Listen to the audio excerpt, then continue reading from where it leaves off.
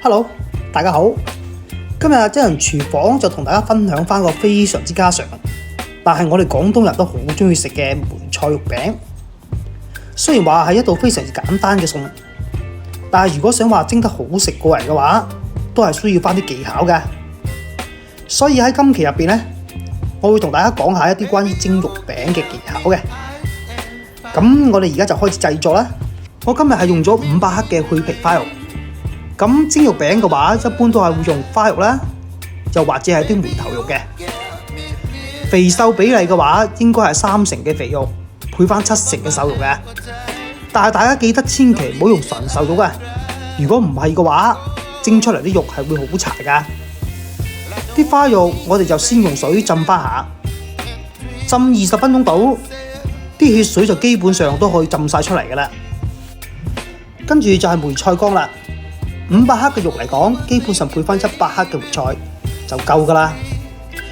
啲梅菜乾我哋先用水洗乾淨，洗嘅時候呢，要洗翻多幾次，因為啲菜乾喺醃製嘅時候，除咗鹽之外呢，仲經常會有啲泥沙夾雜喺入邊嘅，所以洗嘅時候呢，要盡量咁洗得乾淨少少。洗乾淨之後，就用清水浸翻30分鐘，釋出菜乾嘅鹽分，保留翻梅菜本身嘅香味。等啲花肉同啲梅菜都已經浸好晒啦，就用廚房紙先吸乾花肉嘅水分。喺呢個過程入邊呢，要盡可能咁將啲水分吸乾，將花肉保持喺一個比較乾爽嘅狀態下邊，咁樣先會方便我哋接落嚟嘅處理嘅。吸乾水分之後，就先將花肉肥嘅部分同瘦嘅部分分開，然後再用刀將佢切成大塊。啲梅菜挨住頭嘅部分呢，因為經過長時間嘅醃製，就已經纖維化得好厲害㗎啦，所以呢部分我哋就用刀切咗佢，剩低嘅部分就將佢切成碎。啲梅菜切好之後，我哋就先用個鑊將佢炒翻乾身。炒嘅時候係唔需要放油嘅，隻鑊燒熱之後就將梅菜放入去，用乾炒嘅方式控乾梅菜嘅水分，逼出梅菜嘅香味。炒2分鐘到，睇到啲梅菜已經乾身啦，就可以先裝出嚟㗎啦。我哋而家就攞個絞肉機出嚟。咁呢個時候有觀眾就會問啦，乜蒸肉餅唔係一定要用手嚟剁嘅咩？咁其實呢個問題我可以好保證咁同大家講，只要唔將啲肉打得太爛，用機攪出嚟嘅肉餅味道係唔會比手工剁嘅差嘅。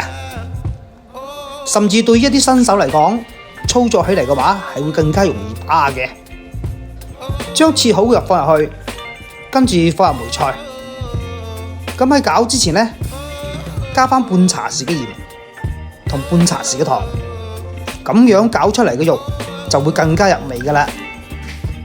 冚好隻蓋，打嘅時候呢，要一下一下咁嚟，唔使話打好耐嘅，撳住個快打鍵打10零下就得噶啦。哇！啲梅菜真係好香啊！依家我哋可以睇到打出嚟啲肉呢係成粒狀嘅。打到咁個樣就差唔多啦。將攪好嘅肉放入個盤度，加翻1/3茶匙嘅胡椒粉，半湯匙嘅蠔油，半茶匙嘅香油真香，同埋1茶匙嘅生粉，然後將佢哋攪勻。攪勻之後就要嚟搭下啲肉啦。咁呢一步都係比較關鍵嘅，用力咁將啲肉搭翻10零廿下。等搭到啲肉微微有啲上勁，就差唔多啦。咁樣搭過嘅肉餅蒸出嚟先會爽口彈牙嘅。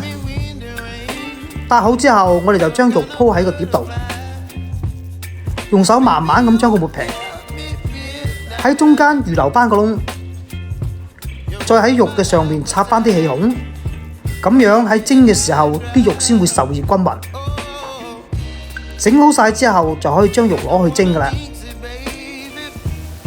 大火將水燒滾，然後將肉擺上個蒸架度，冚好隻蓋，大火蒸8分鐘，夠鐘打開隻蓋，喺中間預留個空位放入隻雞蛋，再蒸翻2分鐘。咁樣呢個梅菜肉餅就蒸好啦。最後我哋喺肉餅上面放翻少少嘅紅椒絲點綴下，落翻少少嘅醬油真鮮，再俾翻啲蔥花。咁樣一道鮮香美味、爽口彈牙嘅梅菜肉餅就做好啦。如果大家有時間嘅話，可以用呢個方法試翻下嘅，我保證你唔會失望嘅。咁今日嘅視頻就差唔多啦，我哋就下期再見啦，拜拜。